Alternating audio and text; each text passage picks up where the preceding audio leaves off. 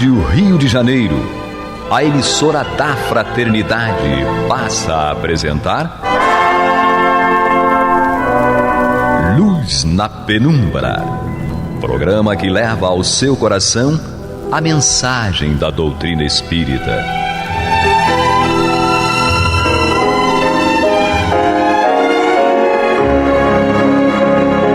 E com vocês, João Batista, para o estudo de O Livro dos Espíritos, da obra codificada por Allan Kardec.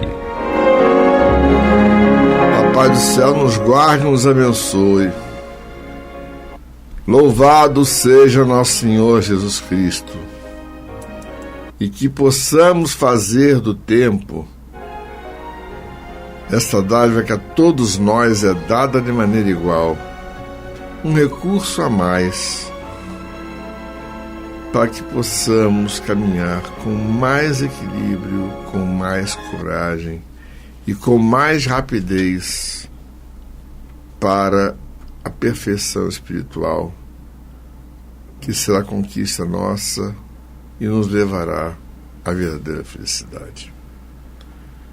Hoje estamos aqui para estudar as perguntas 192 e 192A. E temos para estudar essa matéria Guilhermina. Que bom, estamos de volta. Edmilson. Paz e amor a todos. E vamos que vamos, né? Com o topete e a franjinha. Não é? E sem o topete, sem a franjinha, sem cabelo também. Adalberto. É isso. Que a paz seja conosco, mas reflitamos. O espiritismo não é para quem pode, é para quem aguenta. Raul Teixeira. Vamos nessa. Não é à toa que ele vive igual o Gandhi, só não é magro igual o Gandhi, viu? Mas parece Gandhi mesmo, viu? É? Ele lembra, é mesmo, lembra muito, mas lembra. O oculista tem fim família. Pô.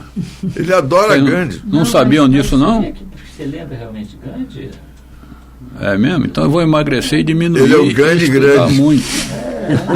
Eu não dizia nada, não. Ia dizer que está mais para grande, mas. Não é à toa que ele me chama de grandão. É isso aí. Então, a pergunta 192 será lida por Guilhermina. 192. Por uma conduta perfeita, pode-se transpor, já nesta vida, todos os graus da escala e tornar-se espírito puro, sem passar por outros graus intermediários? Pergunta Kardec. Ou seja, o indivíduo pode tentar ter uma conduta perfeita e tentar transpor na mesma vida, nesta vida, todos os graus da escala evolutiva e tornar-se espírito puro sem passar por outros graus intermediários? Essa é a pergunta. Os espíritos respondem. Respondo? Não, pois o que o homem julga perfeito está longe da perfeição. Há qualidades que lhe são desconhecidas e que ele não pode compreender. Poderá ser tão perfeito quanto o comporte a sua natureza, mas isso não é a perfeição absoluta. Uma criança, por precoce que seja, deve passar pela juventude antes de chegar à maturidade. Da mesma forma, também, o doente tem que passar pela convalescença antes de recobrar a saúde. Além disso, o espírito deve progredir em ciência e em moralidade. Se somente se adiantou num sentido, é preciso que se adiante no outro para alcançar o topo da escada.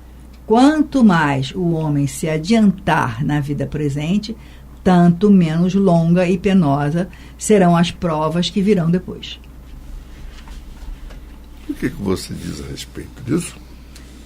Eu disse que não adianta querer pular fases, não adianta querer adiantar situações. A gente tem que viver cada minuto de vida como um grande aprendizado, fazer desse aprendizado, desse minuto que se vive, um exercício de produção, de trabalho, e fazer com que esse aprendizado acrescente na sua vida, na sua mente, no seu comportamento, as mudanças necessárias que precisaremos ter. Porque a escada é longa e Deus é perfeito quando nos dá oportunidades de vidas para que a gente possa subir com tranquilidade, com perseverança, tentando compreender cada minuto, compreender cada prova, que é fundamental, entender que nós fazemos a nossa trajetória. O nosso comportamento é quem vai moldar a trajetória, maior ou menor, até chegar à perfeição absoluta. Deus nos faz dar essa faculdade e nos dá as ferramentas necessárias. Precisamos vencer a nós para que nós possamos caminhar mais ou menos rápido. Eu entendo isso. Que a último parágrafo diz, a última frase: quanto mais o homem se adiantar na vida presente, tanto menos longas e penosas serão as provas que vão a seguir. Ou seja, depende de nós. Depende de nos vencermos a nós próprios. Porque a gente tem o péssimo hábito que é o outro que é o errado. O outro é o errado. Mas botar a culpa no diabo é mais fácil. Exatamente. O outro é o errado. É mais fácil. O capeta que se vire, ué. A coisa é a mais. Não tem o a mais. O a mais é fazer autocrítica diária, todos os dias, aonde errei, aonde eu posso melhorar, aonde eu posso consertar. Porque o outro é problema dele com Deus. Isso aí. Eu sou problema meu com Deus. Eu não posso mudar o outro, eu posso mudar a mim. É isso. Já Edmilson diz o quê? A natureza não dá saltos. Uhum. Então, seguir as etapas faz parte do nosso processo evolutivo. Aquilo que a gente chama de perfeição está muito distante, né? A percepção que eu vou ter do próprio certo, errado, feio, bonito, bem, do mal, a luz das trevas, ela é limitada ao meu grau evolutivo, a minha percepção de como eu vejo as coisas. Então, naturalmente que aquilo que eu vou chamar de perfeito está limitado à minha percepção, à minha visão, ao recorte que eu estou tendo daquilo que seja o certo ou errado, daquilo que eu compreendo como perfeito. Né? A própria lógica nos fala que ela, né, você usou a expressão perfeição absoluta. Eu acho que a perfeição absoluta somente é Deus. Uhum. Não é?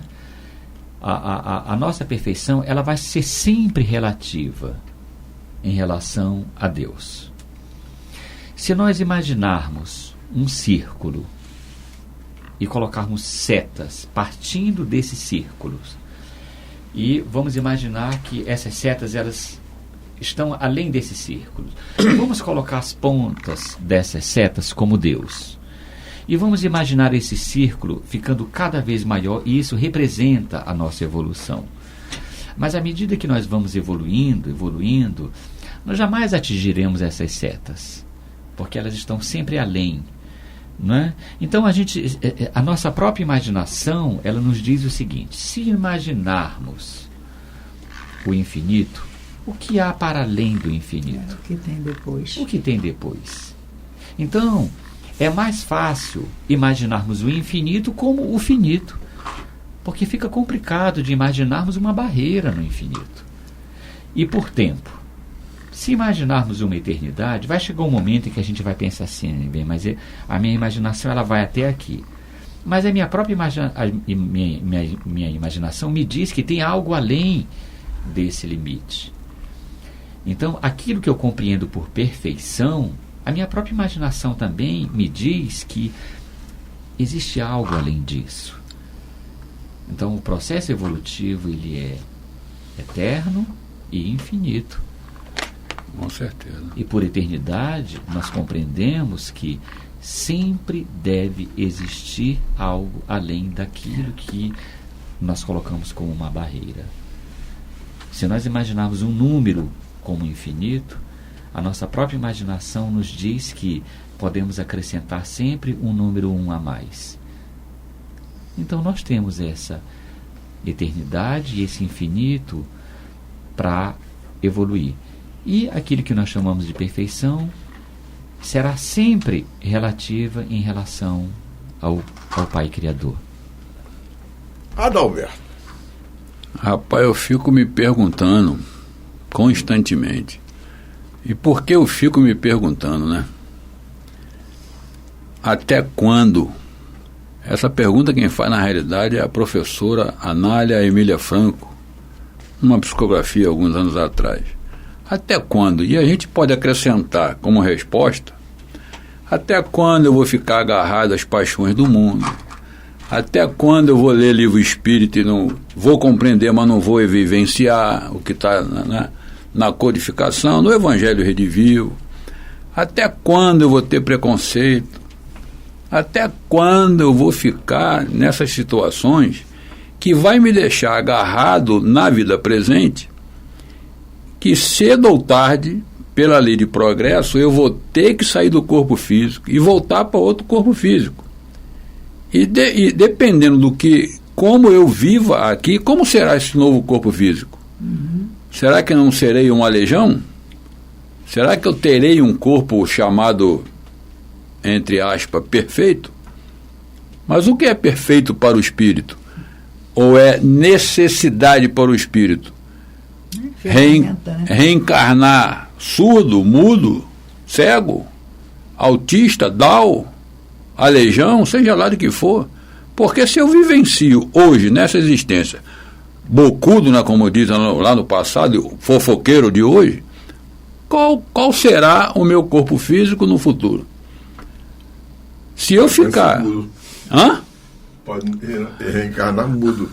Também, né? Então, se eu vivo hoje agarrado às coisas do mundo físico, se a gente pegar a obra de André Luiz, Ação e Reação, e estudar com a propriedade necessária, eu digo estudar, né, fazendo comparações, compreendendo ligações, enfim, a gente vai ver que a gente precisa muito de vivenciar o Evangelho de Jesus. Exatamente, esse é o foco. Né? Como diz aqui lá na frente, lá no futuro, naturalmente já estudamos, já relembro, é muito fácil citar. Santo Agostinho, questão 919A, né? Conheça-te a ti mesmo, que está lá, lá em Delphi, lá no... É muito fácil citar, pegar o livro dos Espíritos, o Evangelho, fazer uma palestra, isso e aquilo. Mas e aí, botar embaixo do braço e dizer eu sou espírita, a gente baixa no peito. Trabalho na reunião mediúnica há 60 anos, faço o culto do Evangelho no lar há 40. Mas e aí? Vivencia quantos segundos por dia?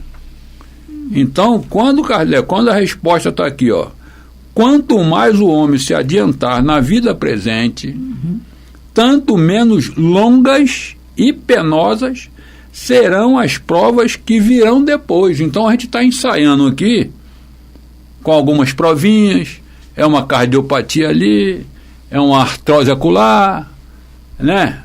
Uma cegueira ali, tá me dando dor aqui, é dor na lombar, tudo isso é provinha, para a gente expurgar o que já fizemos no passado. Estamos vivendo no presente, e o que vivemos no presente, né, vai refletir no nosso futuro. E como será esse futuro?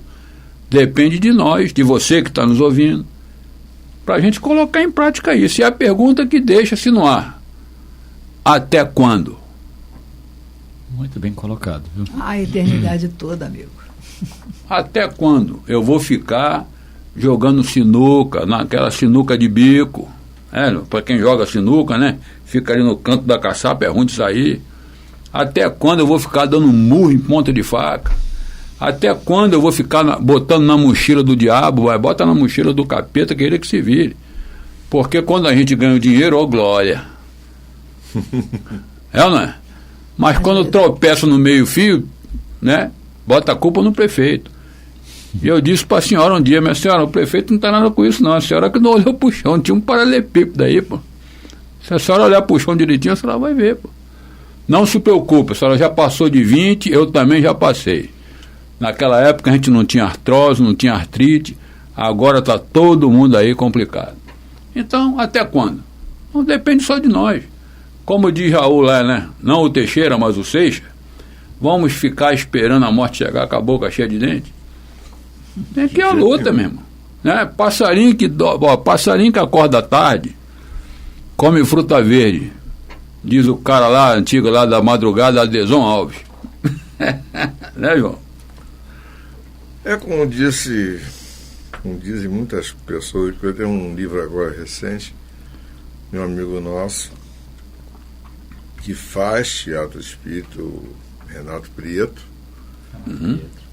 Aliás, o livro dele é excelente. Do livro? Quem disse que seria fácil? É o título do livro. Quem disse que seria fácil? O livro é excelente. Tem gente, essa frase, essa pergunta aí, ele ouviu, foi do Divaldo, né? Ele ouviu do Divaldo. Quem disse para você que seria fácil? Mas não é não. É o ele título estava lá livro. com as dúvidas e as questões dele, de todo o trabalho espírita, trabalho mediúnico, tudo isso. E a fala do Divaldo para ele foi essa: meu filho, quem disse que seria fácil? É o título do livro. É uma história de uma senhora que trabalhou 43 anos na casa espírita, resolveu se aposentar para ficar em casa com os netinhos, com os bisnetinhos, tal, coisa e tal, né? Aí recebeu por ela mesma uma mensagem psicografada e fez uma pergunta: mas quem disse que você trabalhou 43 anos na casa espírita? Dos 43, você só veio aqui 3 anos seguidos, de forma natural. O resto você veio por impulso, por necessidade. Você vai se afastar daqui, a orientação é que você abra uma casa espírita dentro de uma favela, para trabalhar com as crianças. Eu pensei que eu ia me aposentar, né? E eu recebi uma mensagem de uma irmã nossa, a minha defunta preferida, Sônia Regina, lá do CELD. Na entrelinha da mensagem ela falou: Adalberto, eu descobri que aqui do outro lado da vida não tem nem feriadão nem férias. Sim. E aí, meu irmão, vamos trabalhar, não tem outro jeito, fazer a reforma íntima, sermos ríspidos com a gente e benevolente com os outros. Acho que é o principal foco, só para arrebatar. Isso é Miramês que nos orienta. Só para arrebatar, o outro, é problema do outro e Deus.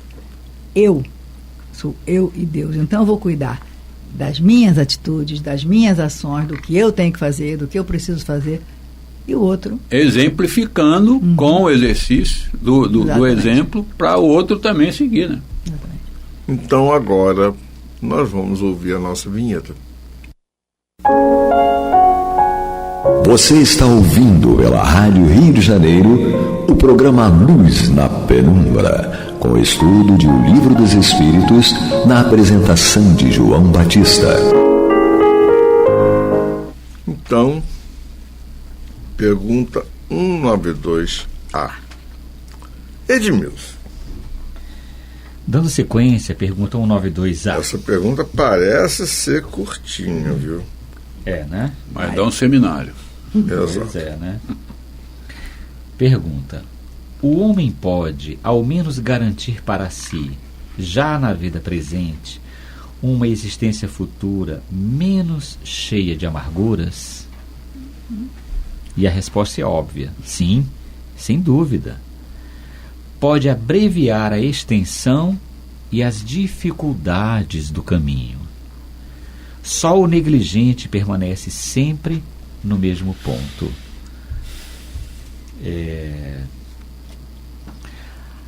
A dor, o sofrimento, são grandes mestres que impulsionam o negligente a pular da rede, né? É muito bom a gente ficar na rede, deitado, esperando o tempo passar. Mas aí a sensação de insatisfação, de incômodo que o ser humano sente, na verdade isso é um grande benefício, né?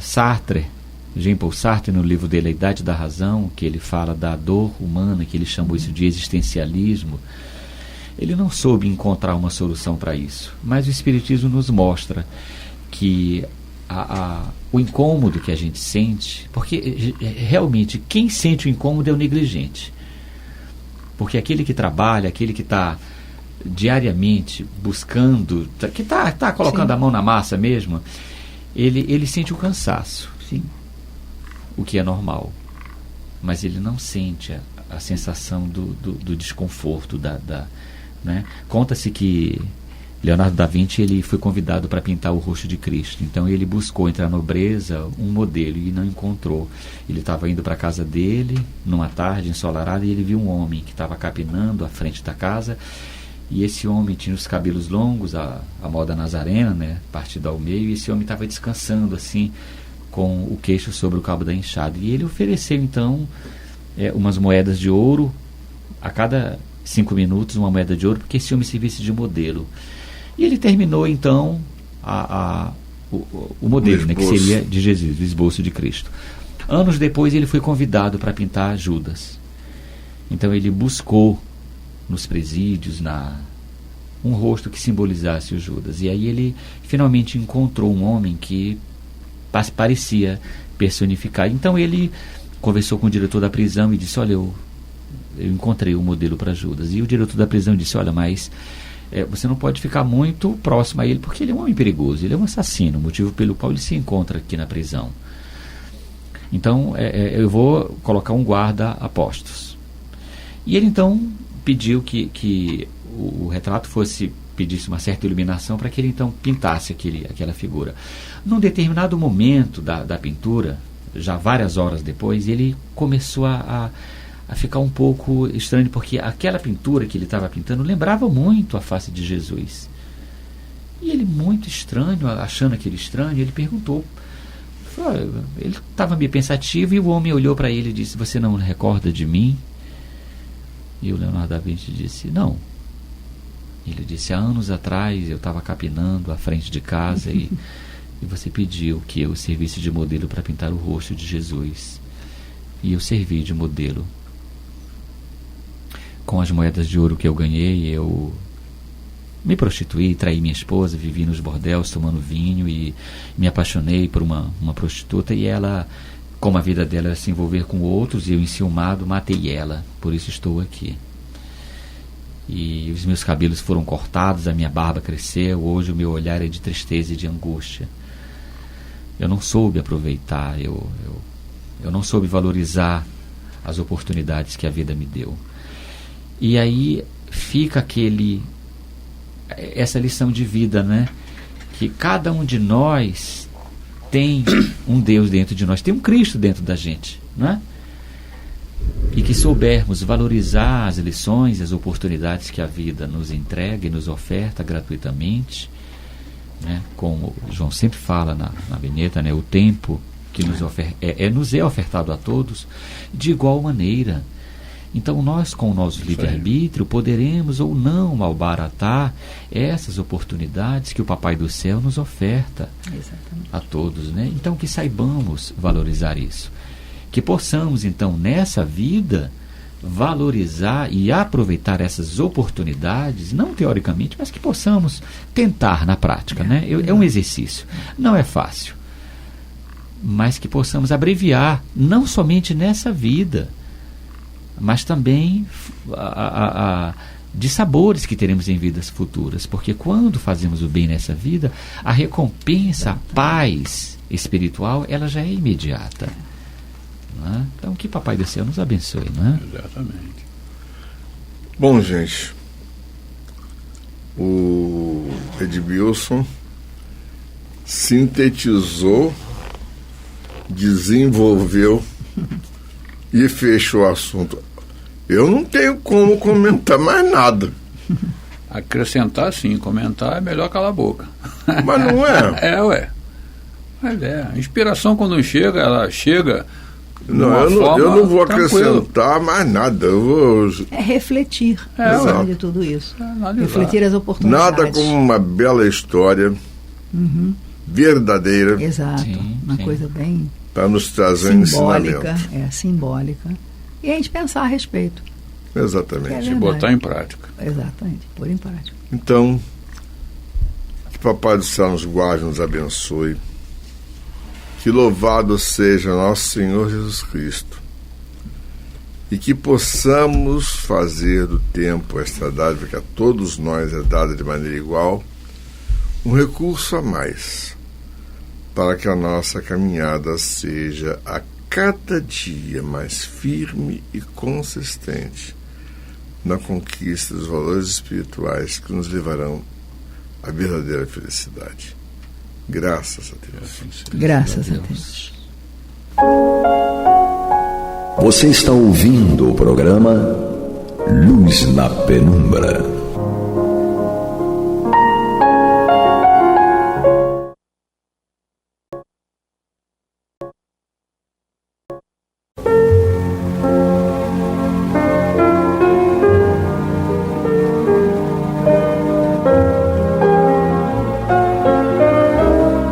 A Rádio Rio de Janeiro está levando ao seu lar e ao seu coração a mensagem consoladora da doutrina espírita, através do programa Luz na Penumbra.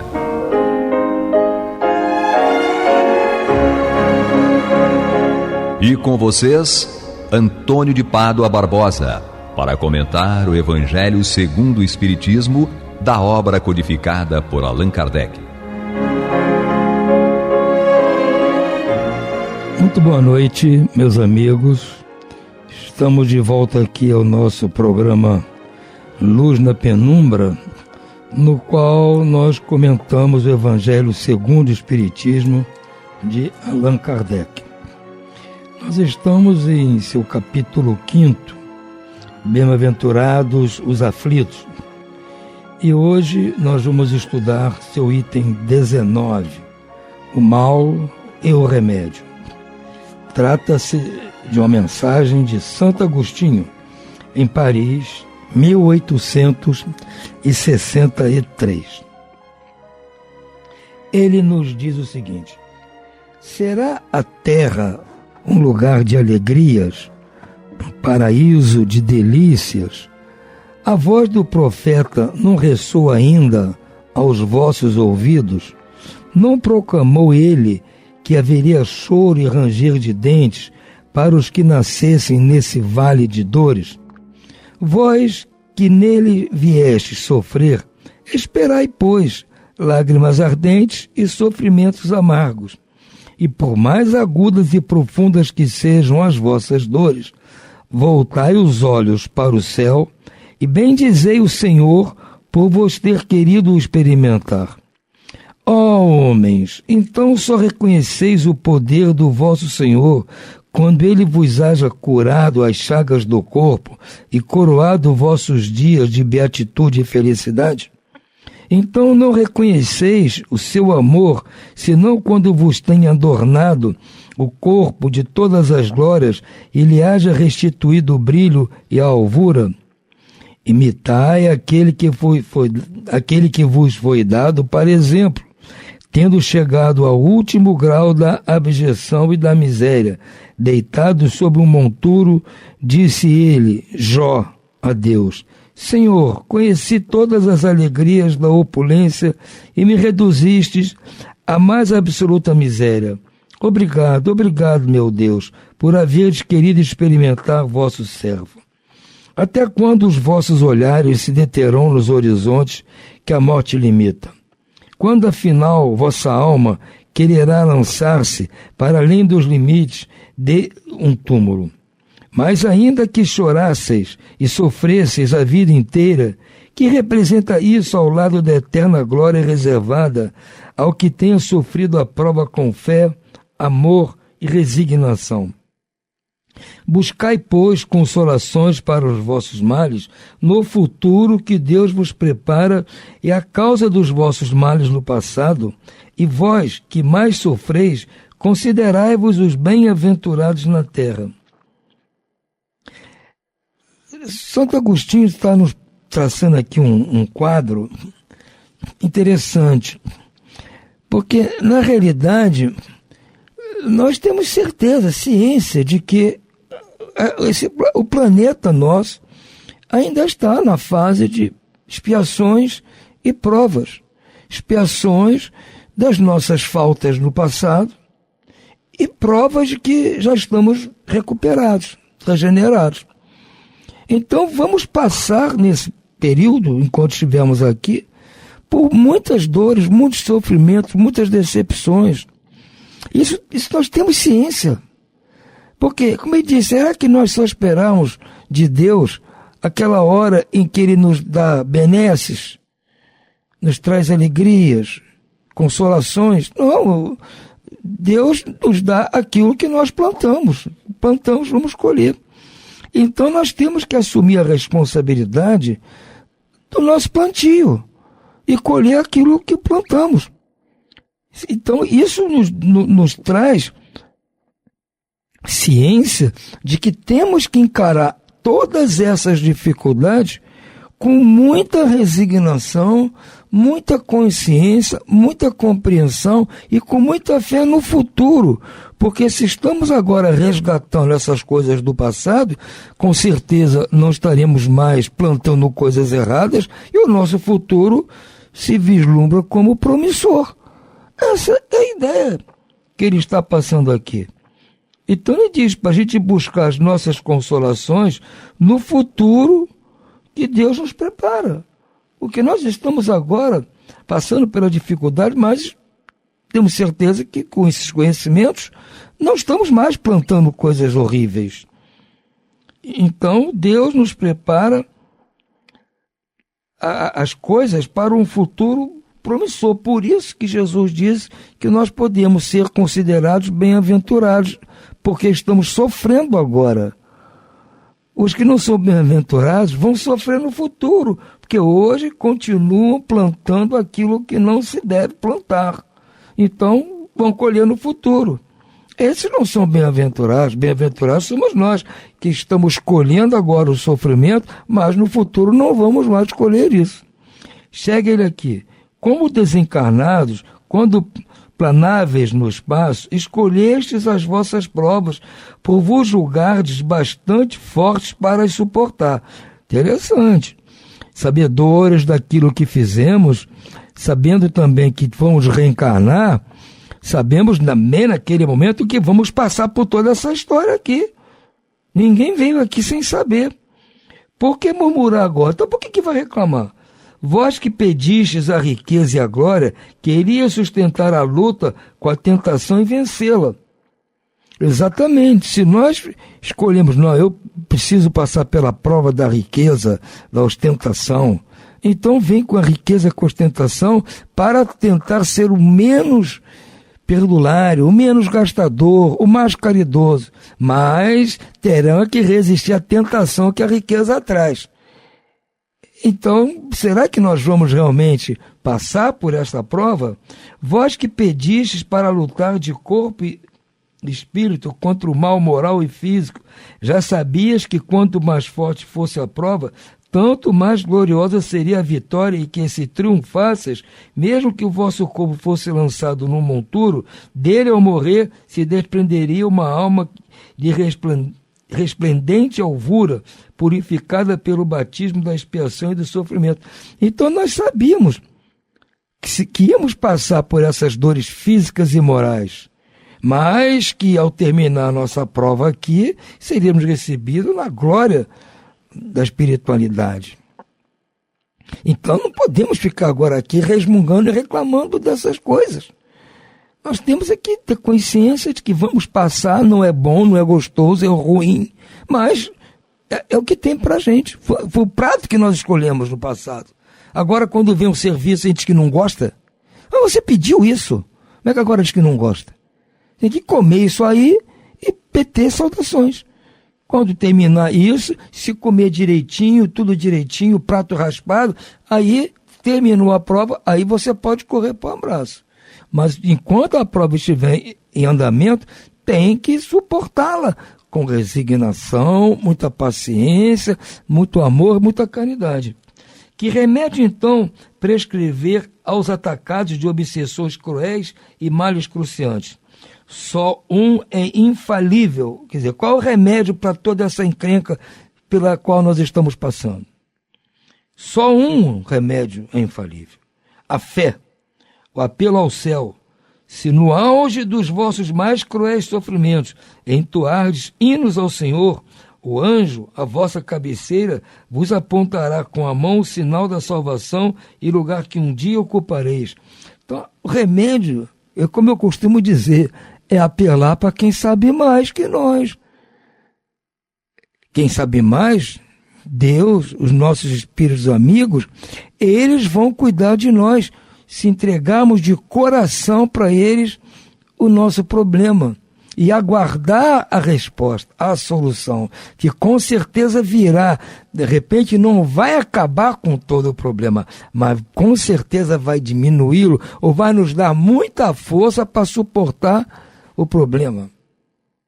Então, esta é a situação. Por isso que o título aqui do texto é: o mal é o remédio. O mal nós sabemos todos qual é.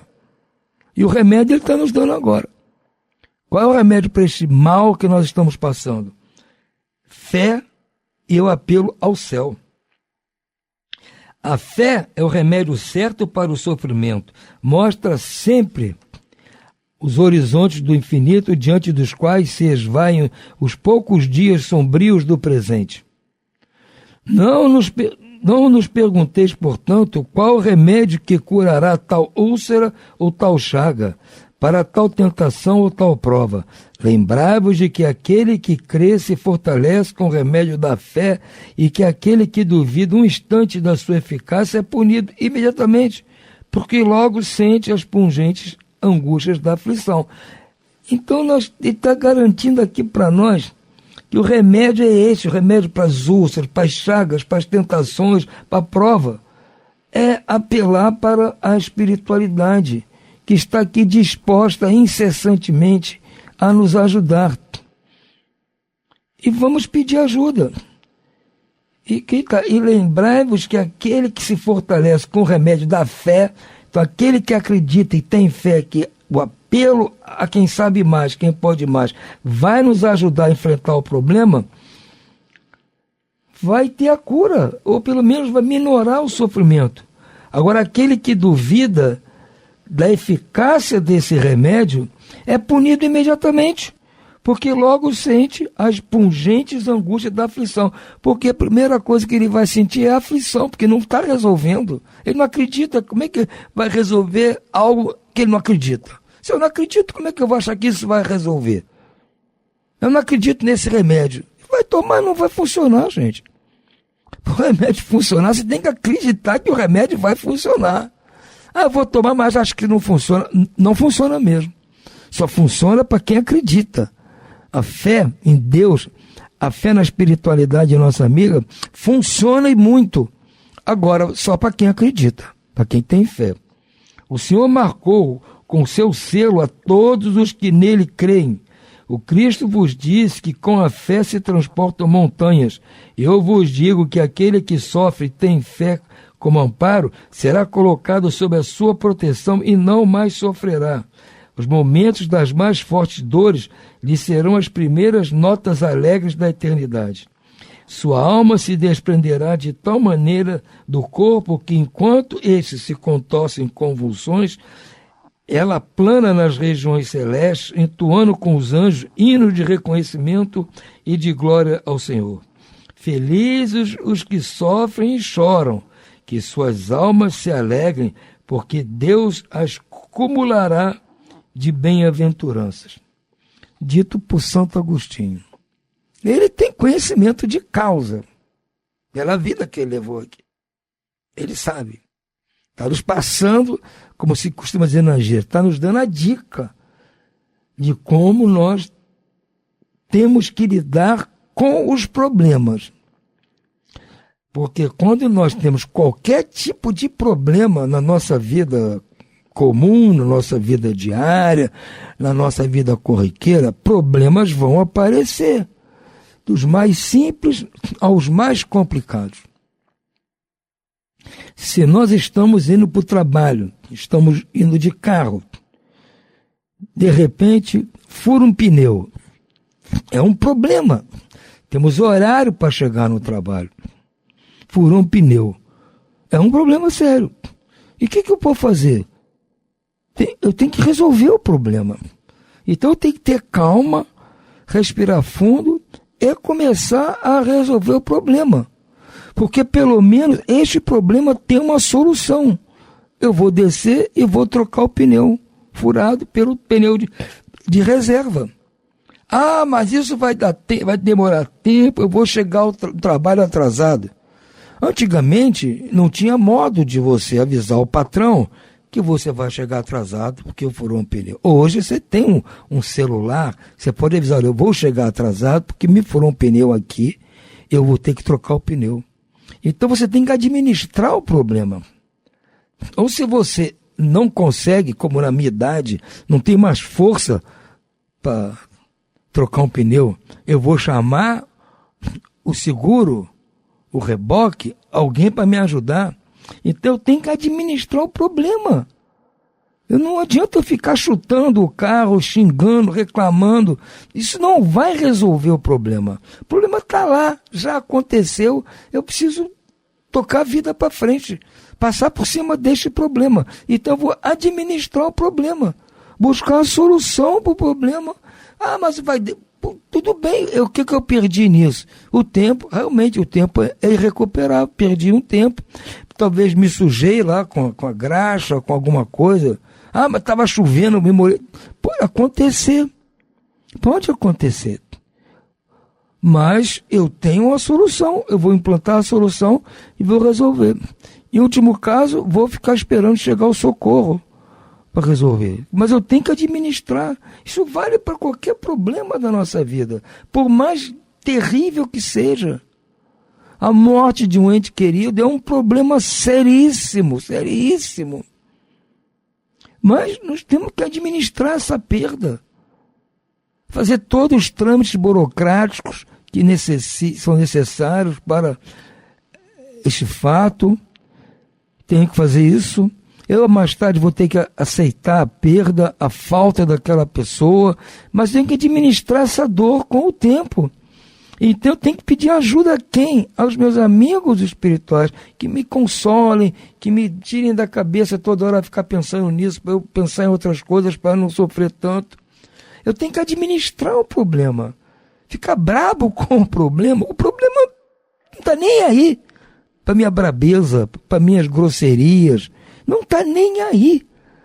Então, qualquer problema que apareça, eu tenho que saber que tem que resolver com calma. É igual um emaranhado de linha que eu tenho que desembaraçar. Eu ir lá todo tacado, todo nervoso, não vou conseguir, eu tenho que ter calma, descobrir a ponta, ir desfazendo pouco a pouco até soltar todo o emaranhado e a linha ficar pronta. Ficar brabo, atacado, não vai resolver. Então, nos problemas muito graves, eu não tendo condição de resolver, materialmente não há ninguém que possa me ajudar, eu apelo a Deus que pode mais, e seus agentes, que são esses amigos espirituais, como o próprio Santo Agostinho, os meus protetores, que eles vão me ajudar, vão ficar junto comigo, me dando ideia de como resolver. É isso que tem que ser feito, gente. Querer que na nossa vida não aconteçam problemas, isso é uma utopia. Se nós estamos neste mundo complicado, se nós merecemos estar num mundo complicado, é que nós fomos os artífices da complicação lá no passado. E graças a Deus hoje, pelos ensinamentos que tivemos pela doutrina espírita, nós já temos essa consciência de que nós somos os responsáveis por tudo isso que está nos acontecendo hoje, de bom ou de mal. Então eu vou culpar quem? O espelho. Vou olhar para o espelho e reclamar com aquele que está ali aparecendo. Vai resolver? Não vai. Então o Santo Agostinho está nos dizendo, não esperem flores aqui neste mundo o tempo todo. Pode ser que uma vez ou outra nós mereçamos receber flores, mas na maioria das vezes nós só vamos receber espinhos, que nós plantamos espinheiro. Então vamos saber lidar com o espinheiro. Vamos tentar botar uma roupa protetora, e se um espinho realmente nos picar, nós vamos cuidar do ferimento, tudo na tranquilidade, na paz, na serenidade, que todas as pessoas que não são espíritas reconhecem esta qualidade nos espíritas, a serenidade com que encaram as dificuldades da vida. Ah, o espírita não sofre. Claro que sofre. Sofre dores morais, dores físicas, decepções, traições. O espírita sofre tudo isso como qualquer pessoa. Mas o espírita tem que saber lidar com isso. Eu costumo dizer que o maior benefício que traz para nós a compreensão dos postulados trazidos pela doutrina é que nós, como todas as pessoas, vamos passar por coisas tristes, terríveis, dolorosas na nossa vida. Com a diferença é que nós vamos passar sem desespero. Vamos sofrer, vai doer, vai igual qualquer um. Não somos diferentes de ninguém. Mas a única coisa que nós temos em nosso favor é que nós não vamos nos desesperar com as dificuldades.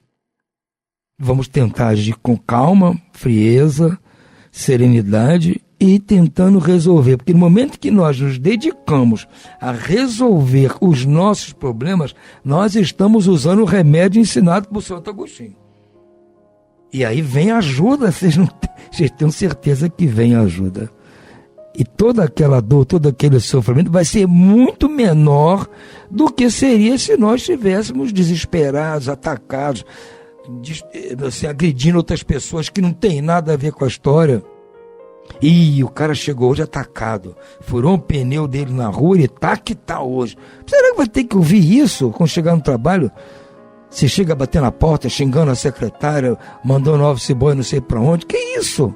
Vai resolver? O tempo que você perdeu vai ser recuperado? Não vai.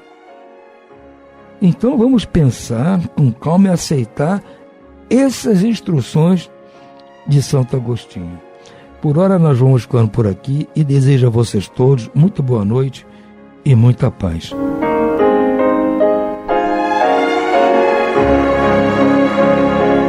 E vamos ouvir agora a prece de encerramento de nosso programa, na voz de Geraldo de Aquino. Jesus, dá-nos coragem para a luta, piedade para os insultos e misericórdia para as injustiças e ingratidões. Limpa nossa alma de inveja e ambições mesquinhas, de ódio e de vingança o nosso caminho. E que dentro em pouco, ao recolher-nos de novo ao calor do nosso leito, para que o sono nos dê a paz e o esquecimento das tristezas humanas, possamos sentir, Senhor, no mais íntimo de nosso ser, a doçura indefinível do Teu amor e a grandeza incomparável da Tua divina presença. Que assim seja.